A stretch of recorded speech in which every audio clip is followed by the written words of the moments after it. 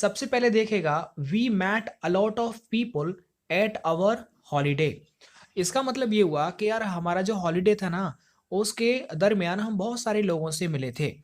इस अब इन ये प्रीपोजिशन का है। अब बताइए इन चारों में से क्या सही है।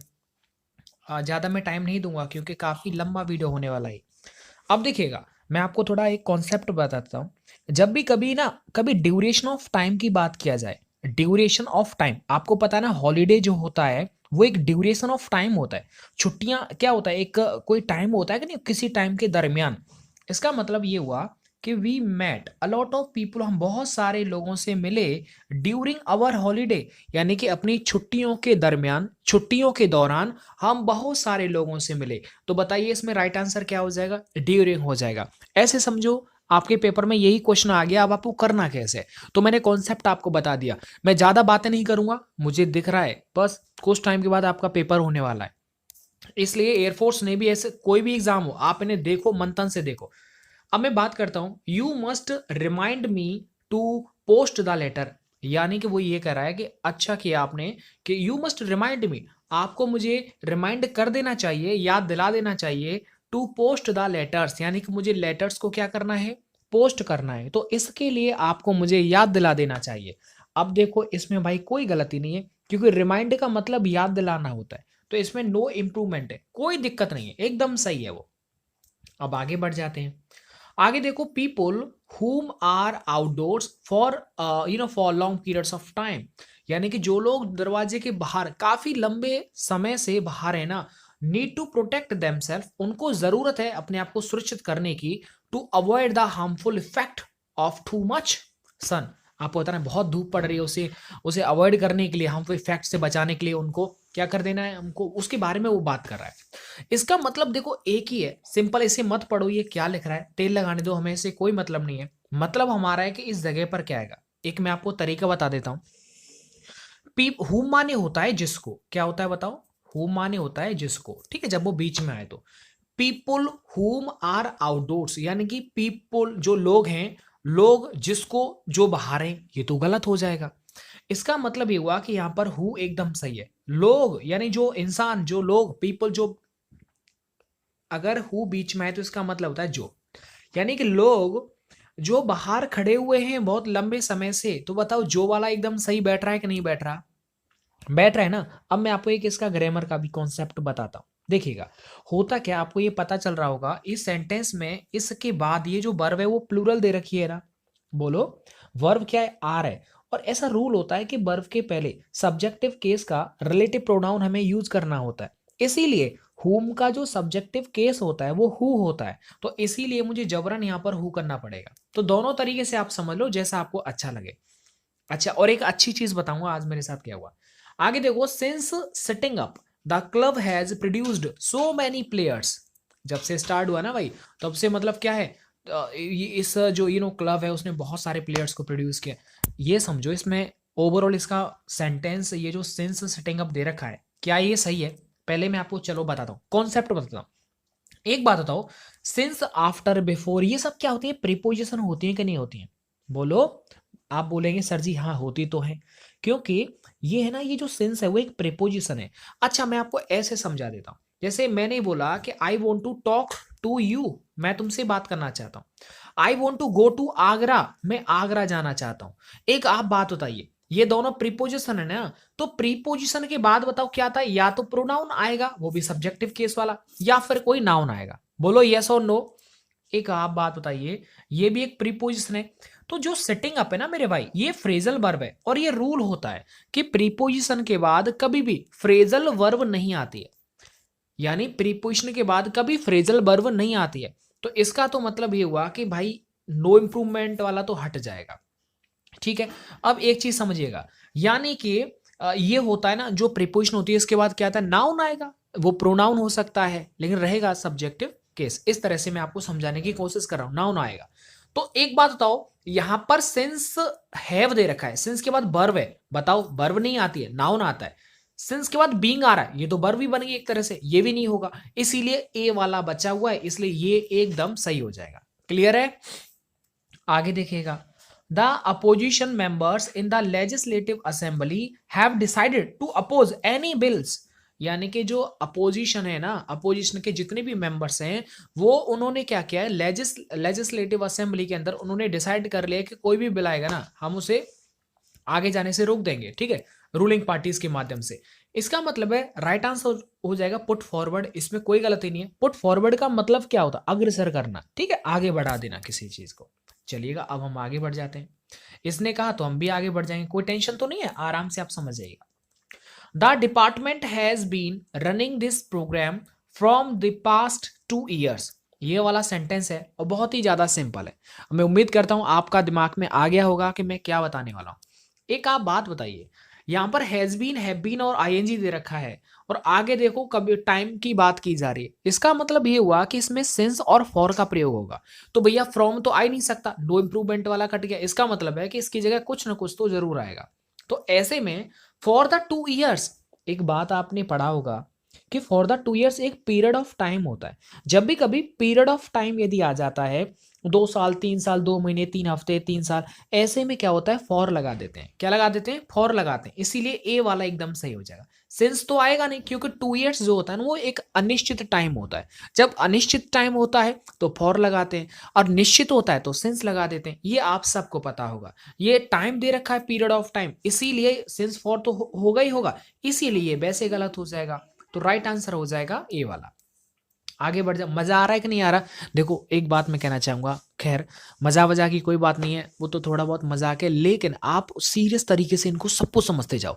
पेपर आ रहा है, आपने बहुत स्ट्रगल किया है, बहुत पढ़ाई की है, प्लीज यार थोड़ा सा और मन तन से पढ़ाओ, ठीक है।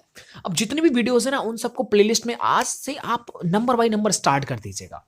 अब मैं बात करता हूं, she paid close attention to the man sitting besides her, यानी शी पेड क्लोज अटेंशन, उस लड़की ने बहुत ही, जो वो आदमी था ना उसके बगल में, उसके उसकी तरफ मतलब बहुत ही ज्यादा टेंशन, एकदम ध्यान पूर्वक सुन रही है, ठीक है। शिटिंग बिसाइड सर, एक बात आप बताइए, आपने दो चीज पढ़ी होंगी, मैं आपको थोड़ा ऐसे बताता हूँ। एक है बिसाइड्स और एक होता है बिसाइड। बिसाइड का मतलब होता है इस वाली का, मतलब किसी के बगल में, ठीक है। और जो एस वाला होता है ना, इसका मतलब है कि उसके अतिरिक्त। एक आप बात बताइए मुझे उसके अलावा। अब एक चीज आप समझिएगा कि यहाँ पर वो जो लड़की है, वो आदमी के बारे में क्या है, बहुत ही ज्यादा ध्यान से सुन रही है, क्योंकि वो बैठने की बात कर रहा है, तो बैठेगी तो जायज है किसी के बगल में ना।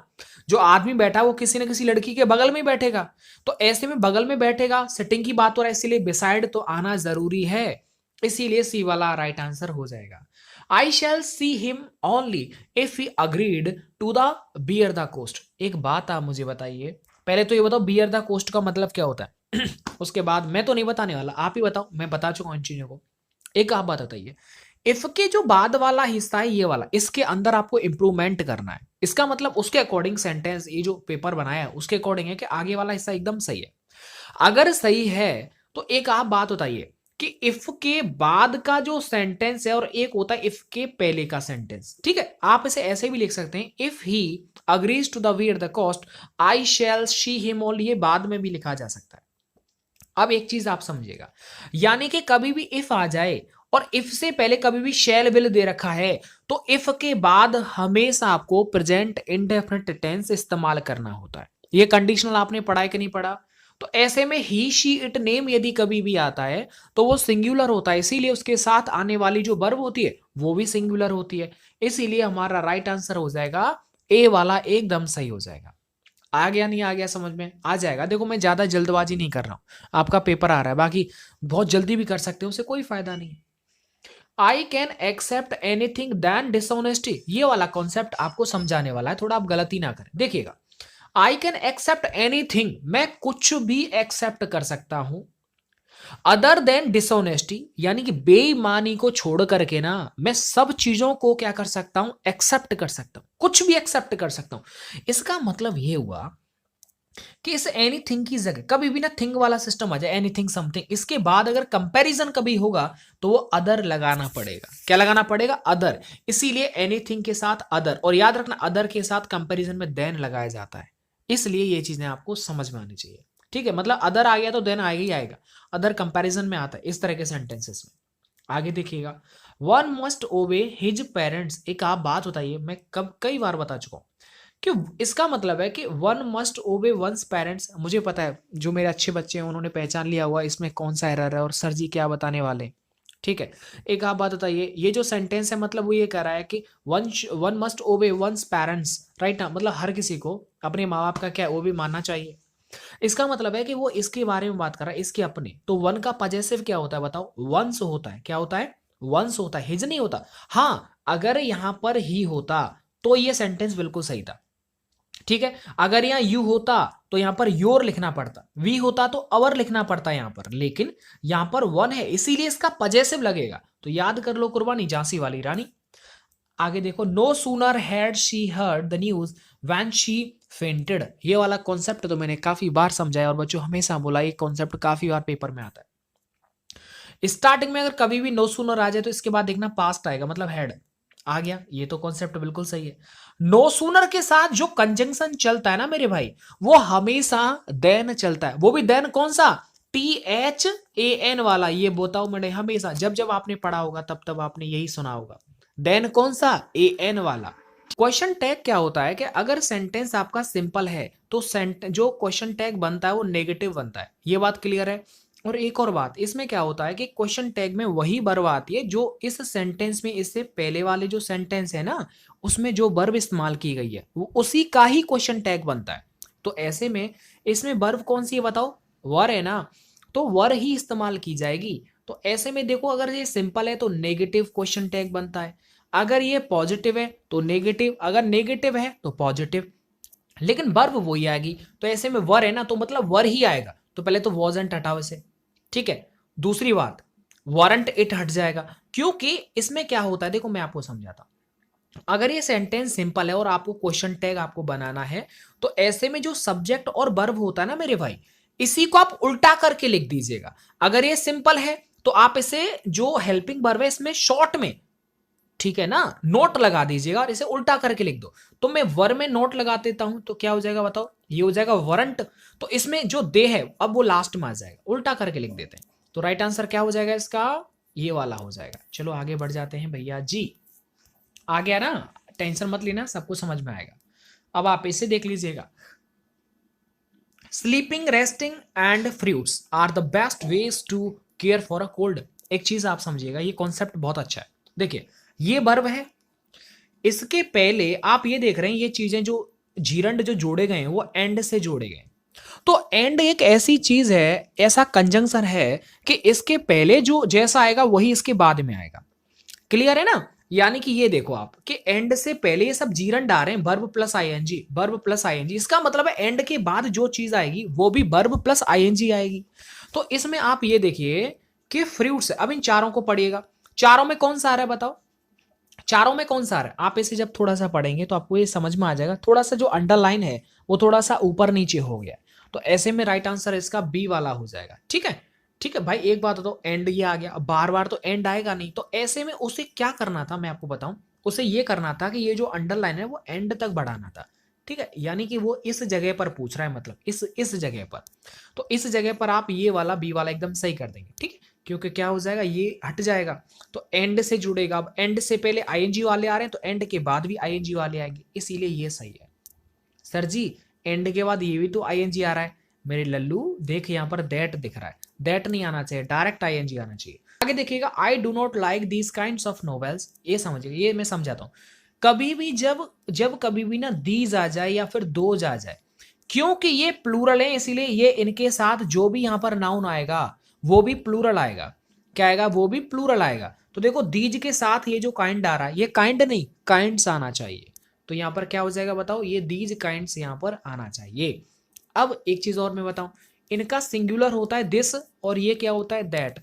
अब ये दोनों के दोनों सिंगुलर हैं, इसीलिए इनके साथ जो नाउन आएगा वो सिंगुलर आएगा। जैसे दिस कार, दैट कार, ये वाला। अगर मैं इसे दीज कर दूं तो दीज कार्स, दोज कार्स, इस तरह से आगे बढ़ जाएगा। I hope I am going to get fever सून।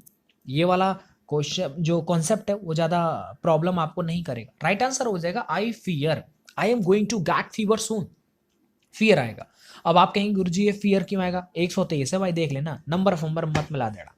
तो फियर का मतलब ये एक एप्लीकेशन बेस्ड होता है, यानी कि सर इसका मतलब होता है जब भी कभी कोई पॉजिटिव कोई उम्मीद है तो उसके लिए होप का इस्तेमाल किया जाता है, जब भी कभी नेगेटिव कोई होप कोई उम्मीद है तो उसके लिए फियर है। तो एक बात बताओ, आई फियर, मैं थोड़ा डरा हुआ हूं, I am going to get fever soon, ठीक है, कि मैं थोड़ा सा जल्दी सही होऊंगा कि नहीं हूँ, ठीक है। तो इसके मीनिंग पर आप जाएंगे तो I hope I am going to get fever, इसका मतलब है कि मुझे ऐसा लग रहा है कि यार मेरे को जल्दी से बुखार आने वाला है, ठीक है, ऐसी बात कर रहा है, मतलब फीवर के आने की बात कर रहा है। तो ऐसे में चाहिए वो डर की बात कर रहा है, नेगेटिव पॉइंट की बात कर रहा है, तो इसमें फियर आएगा, ठीक है। तो ये वाली चीजें आप थोड़ा याद रखें, अगर नेगेटिव सेंस है तो फियर लगाओ, अगर पॉजिटिव है तो आप होप लगाओ। आगे देखिएगा, when when we came out of the cinema it was falling with rain. अब आप समझेंगे कि फॉलिंग विद रेन का मतलब क्या हुआ, ये भी सिंपल है, कोई टेंशन नहीं। देखो फॉलिंग विद, यहां पर पहले तो समझो पोरिंग आएगा, क्या आएगा, it was pouring. Sir pouring क्यों आएगा, देखो समझना, पोरिंग का ये जो POUR है ना भाई, इस पोर का मतलब ही होता है तेज बारिश होना। तो राइट आंसर ये एकदम वोकेबुलरी बेस्ड है, तो इसलिए पोर यहाँ पर राइट आंसर हो जाएगा। When we came out of the cinema, जैसे हम सिनेमा से बाहर निकले, इट वॉज पोरिंग, मतलब बहुत तगड़ी बारिश हो रही थी। तो फॉलिंग विद रेन ये कहना ठीक नहीं है। आगे देखो, Rahul has lived in Delhi for 3 years when his parents came there. ये वाला जो कॉन्सेप्ट है वो बहुत इजी है, कोई दिक्कत, समझाता हूँ, देखो समझना, ध्यान से समझना, अगर आपने दिमाग नहीं लगाना तो आप गलत कर दोगे। देखो जब भी कभी ना एक सेंटेंस है और वो वेन से जुड़ा हुआ है, उसके बीच में क्या आ रहा है, वेन आ रहा है, तो वेन से पहले एक सेंटेंस होगा और वेन के बाद भी एक सेंटेंस होगा। तो जब भी कभी वेन बीच में आए और उसके पहले और उसके बाद में अगर कोई सेंटेंस है तो पहला वाला सेंटेंस ING की फॉर्म में बनता है, यानी पास्ट कंटिन्यूअस की फॉर्म में। आप प्रेजेंट में समझना, पास्ट कंटिन्यूअस की फॉर्म में बनता है और उसके जो बाद वाला होता है वो सेकंड फॉर्म में बनता है। इसीलिए ये वेन से पहले वाले की बात कर रहा है, तो पास्ट कंटिन्यूअस में, इसलिए यहां पर ए वाला एकदम सही हो जाएगा, ये इसका आंसर की वो मैं सेंड कर दूंगा आपको, ठीक है। उम्मीद करता हूँ मेरे मित्रों स्टूडेंटों आप जो पढ़ते हैं, और आपका बहुत बहुत शुक्रिया यार, आप इतना पॉजिटिव अच्छी तरह से पढ़ाई करते हैं, काफ़ी अच्छा रिस्पॉन्स आपका होता है, बहुत अच्छा लगा। आप इसी तरह मन तन से पढ़ते रहिएगा, समझते रहिएगा, काफ़ी लंबी वीडियोस में आपको लाता रहूँगा क्योंकि इस टाइम पर आप सबको मेरी ज़रूरत है। टेंशन मत लेना, जितना मुझसे हो पाएगा उतना मैं करूँगा, आप बिल्कुल चिंता मत करिएगा, जो होगा आप सबके लिए अच्छा होगा। आप मुझ पर भरोसा करिएगा, और दूसरी बात, आप अपनी मेहनत पर भी भरोसा रखें कि आपकी मेहनत कभी भी आपको निराश नहीं करेगी, ठीक है। तो ये चीज़ें क्या हो जाएगा, जब धीरे धीरे पढ़ेंगे, धीरे धीरे सीखेंगे, तो सारी चीज़ें वो आपके वश में हो जाएंगी। अगर आपने पढ़ाई लिखाई करना छोड़ दिया तो फिर तो सब कुछ गलत हो जाएगा। चलिए मिलता हूँ मैं आपको नेक्स्ट वीडियो के साथ, वीडियो को लाइक शेयर और कमेंट करेगा। Thank you so much.